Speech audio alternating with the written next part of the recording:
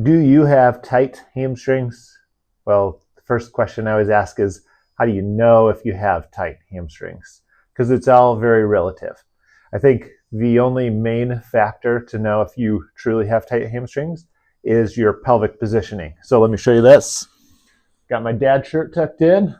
So how you know is if you have a flattened lumbar spine, this would be neutral. This would be hyperlordotic.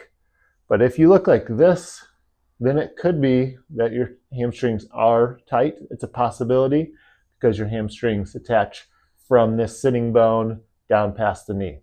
So if they are shortened, they could be pulling you into that posterior tilt. Could also be a lumbar problem. So let's say you want to work on that. Untucking my dad's shirt.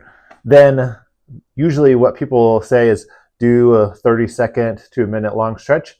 You could possibly do that. I think there's a better way. The better way is to do a loaded stretch. So that would look something like this. You take a load, you get that hamstring on a stretch under a load, like with a single leg RDL.